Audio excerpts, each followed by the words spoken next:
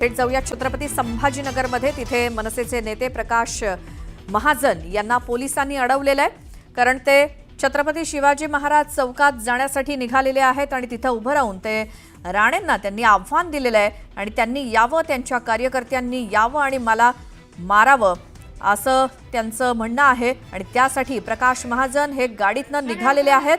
छत्रपती संभाजीनगरातल्या छत्रपती शिवाजी पुतळ्याजवळ जाण्यासाठी ज्याप्रमाणे त्यांनी आव्हान दिलं होतं त्यानुसार ते आता गाडीतनं निघालेले आहेत। मात्र पोलिसांनी सुद्धा त्यांना अडवण्याचा प्रयत्न केला, मात्र ते काही ऐकायला तयार नाहीयेत आणि प्रकाश महाजन हे तिथं जाण्यावरती ठाम आहेत।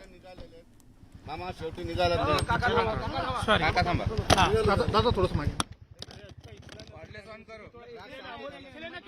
रागच नाहीये। अहो माझा काहीच राग नाही। राग ज्यांना आला तेच मला धमक्या दिलेत। मी धमकी दिली का त्यांना?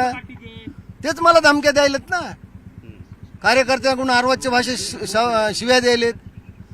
अहो त्यांचं फेसबुकला स्वतः पोलीस खात्यानं पाहिलं पाहिजे त्याच्यात काय गर्भित अर्थ आहे तो। पाकीर दंड मांडीत उपटून तुम्ही आता डोक्याला कफन लावून निघाला। आता मला सांगायचं आपल्याकडे बिडाकडे काय भाषा आहे? मेलेलं कोंबडं विस्तावाला भेट नाही। काय ह्याच्यापेक्षा करणार आहेत मला सांगा ना। मारतेलच ना तर मारा ना, मारा ना। तुम्हाला कळलं तर की तुमच्या गुंडगिरीला न भिणारा एक माणूस आहे। पण पोलिसांनी तुम्हाला विनंती केली तरी तुम्ही ऐकत नाही। मी कुठं पोलिसांना मीच विनंती केली की 10 मिनिटं मला जाऊन आंदोलन करू द्या। पोलीस काय सांगितले तुम्हाला काय करायचं? काय पोलीस तर नको म्हणायले होते। हा मी म्हणलं नाही भाऊ, मी जाहीर केलं, मला अर्धा तास तिथं आंदोलन करू द्या, मग मी निघून येईन।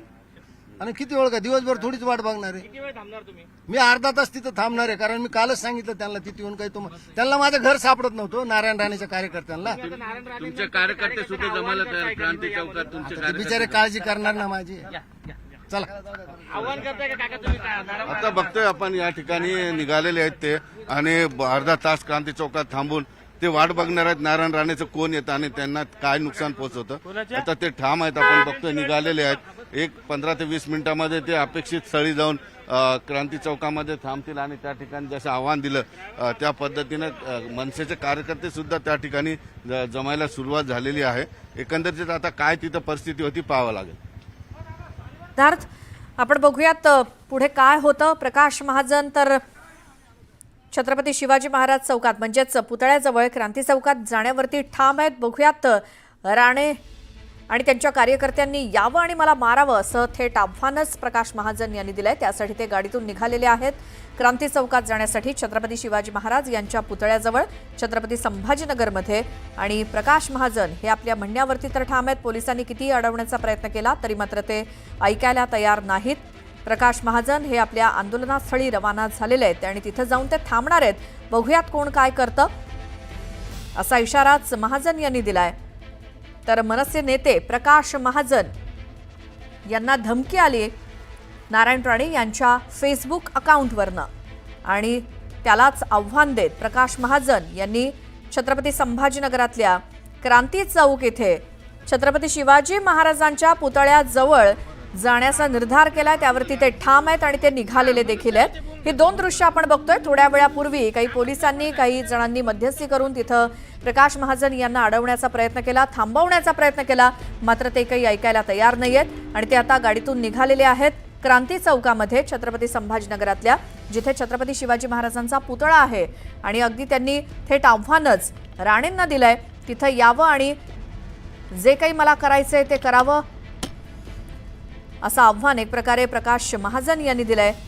फेसबुकवरनं प्रकाश महाजन यांना धमकी आल्यानंतर त्यांनी थेट आता आव्हान दिलंय, मी येतो क्रांती चौकामध्ये आणि तिथं राणेंनी येऊन दाखवावं जीवे मारण्याची जी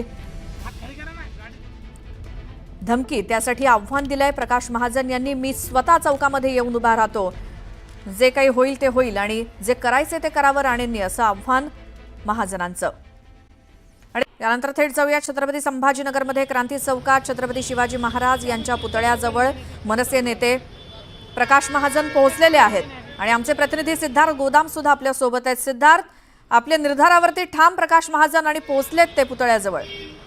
हे बघा, निश्चितपणे प्रकाश महाजन यांनी जे सांगितलं होतं ते आव्हान दिलं होतं नारायण राणे यांना, त्यानुसार ते क्रांती चौकात आलेले आहेत एवढ्यात आणि छत्रपती शिवाजी महाराजांना जाऊन ते अभिवादन करतील आणि त्यानंतर चौकाच्या बाजूलाच असलेल्या एका ठिकाणी ते अर्धा तास थांबणार आहेत. अर्धा तास ते वाट बघणार आहेत. त्यांना कोण मारायला येतं किंवा त्यांना कोण उलट्या करायला लावायला येतं ते अर्धा तास या ठिकाणी थांबून ते बघणार आहेत. मात्र अर्ध्या तासानंतर ते इथून जातील असा शब्द पोलिसांना त्यांनी दिल्यामुळे पोलिसांनी त्यांना घरून बाहेर पडू दिलं. कारण आपल्याला माहिती जवळपास 1 तासापासून हा सगळा ड्रामा सुरू आहे.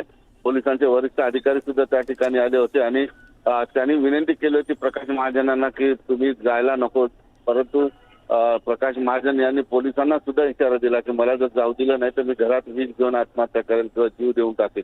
त्यानंतर मात्र पोलिसांनी 10 मिनिटाचा वेळ दिल्यानंतर त्यांना बाहेर पडू दिलेलं आणि त्यानुसार प्रकाश महाजन क्रांती चौकात आलेले आहेत आणि ते छत्रपती शिवाजी महाराजांना अभिवादन करतायत आणि अभिवादन केल्यानंतर ते या ठिकाणी जवळपास अर्धा तास थांबणार आहेत. सुवर्णा, काल नारायण राणे यांनी आपल्या फेसबुक पेजवर पोस्ट करून प्रकाश महाजन यांना धमकी दिली होती तुला उलट्या करायला लावेल. याचा अर्थ बेदम मारहाण करू किंवा त्यानंतरच्या सगळ्या परिणामांची चिंता तुम्हालाच असेल. आमच्यावर टीका करणे तुम्हाला परवडणार नाही अशा पद्धतीचं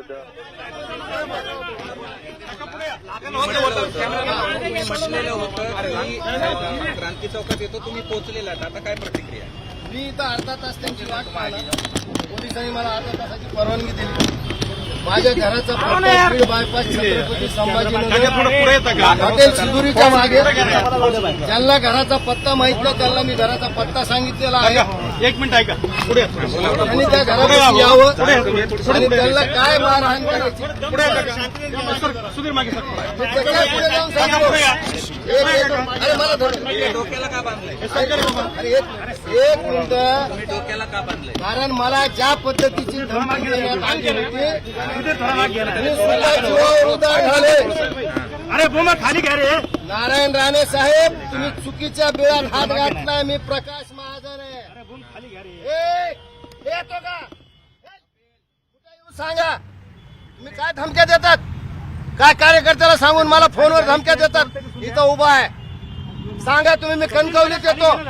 तुमच्या पुण्याच्या बंगल्यापर्यंत येतो. कोणाच्या विरोधात शेड्डो ठोकताय? मी नारायण राणेंनी धमकी दिली त्यांच्या विरोधात ठोकतो.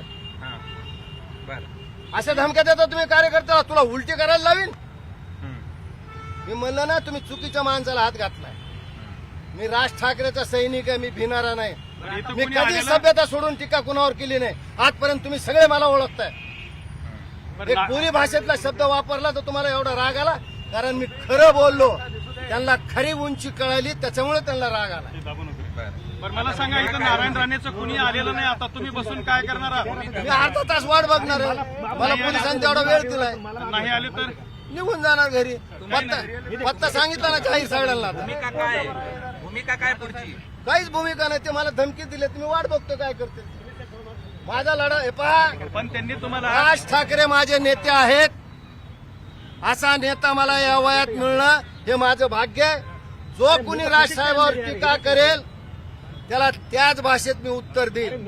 तुम्ही राजसाहेबांवर टीका करू नका. मी तुमच्यावर टीका करणार नाही. बरं ती धमकी अशी आहे काका, त्यात ते म्हणाले की तुम्ही परत असं बोलाल तर उलट्या करायला होऊ. पण तुम्ही तर आत्ताच आला. मग तयारी ना माझी.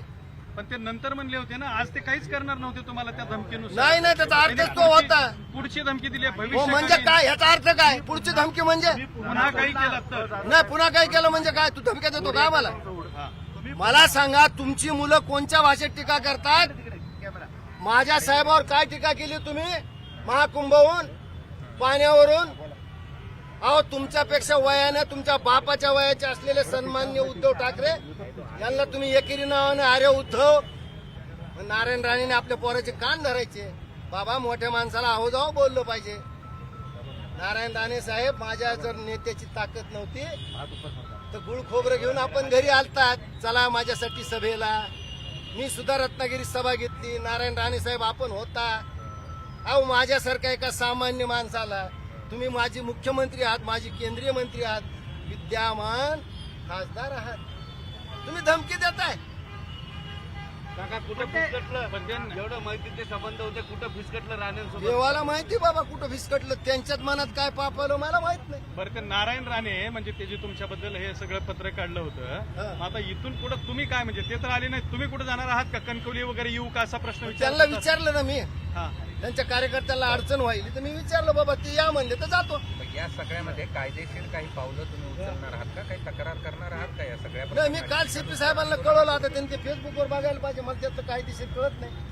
काही तक्रार करणार आहात का? हो नक्की, मी तर मुख्यमंत्र्याला सुद्धा SMS केलेला आहे, बरं, नारायण राणेबद्दल मुख्यमंत्र्याच्या कार्यालयाला सुद्धा कळवलेलं आहे. ठीक आहे. नारायण राणेबद्दल यानंतर तुम्ही असंच बोलत राहणार का? कशामुळे बोलेल? माझ्या नेत्यावर ते नाही बोलले तर मी नाही बोलणार. आणि बोलले तर बोलणार असंच. जे जसं बोलतील तसं. ठीक आहे, चला. बरं, मग ते लवंग असेल किंवा इलायची असेल किंवा इतर हे जे काही शब्द ते तुम्ही वापरले होते किंवा आज सुद्धा मला ते काय गुड्ड्या का जिड्ड्या का काय त्याचं हे म्हणजे हे तुम्ही त्यांना फिजिकली त्यांना अब्यूज करताय ना. अहो फिजिकली काही काही मन आहे हो, मी तयार केली का म्हणते? पण तुम्ही त्यांच्याबद्दल वापरताय आता ना मग. दुनिया वापरते, मग आमच्याविषयी लोक मन वापरते. तुम्ही आम्ही काय असंच म्हणतो का आमच्या तर जातीवर जातात अहो, लोक, आम्ही देतात का कुणाला? हे पण सगळं तुम्ही हे त्यांच्या- बा, तुम्हाला आनंदाची गोष्ट सांगतो, नारायण राणे साहेबांचे मी आभार मानतो. का? तुम्हाला धक्का बसला असता. अरे मैं तो जर्रा था, नारायण राणे साहब आपने मेरे को आफ्ताब बना दिया. कुठल्या कुठं पोहोचवलं तुम्ही मला.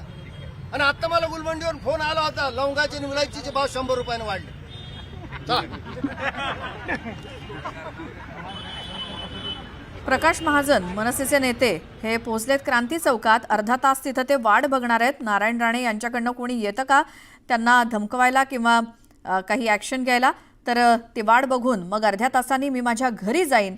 त्यामुळे धमकी ही सहन केली जाणार नाही. मी राज ठाकरेंचा सैनिक आहे असं प्रकाश महाजन यांनी सांगितलं. मी बोलल्याप्रमाणे क्रांती चौकामध्ये आलेलो आहे आणि छत्रपती शिवाजी महाराज यांना अभिवादन करून अर्धा तास इथे थांबणार. ज्या पद्धतीनं राणेंकडनं धमकी आली त्या पद्धतीनं आव्हान दिलंय प्रकाश महाजन यांनी. त्यामुळे अर्धा तास मी इथं वाट बघत उभा राहीन. पोलिसांनी विनंती केलेली होती जाऊ नका म्हणून, मात्र तरी देखील अर्धा तास थांबेन या बोलीवर प्रकाश महाजन हे क्रांती चौकात येऊन पोहोचलेले आहेत. आणि मी सांगितल्याप्रमाणे क्रांती चौकात आलोय. राणे यांना आव्हान देत राज ठाकरेंवरच्या टीकेला त्याच शब्दामध्ये नेहमीच उत्तर देईन असं प्रकाश महाजन म्हणतायत.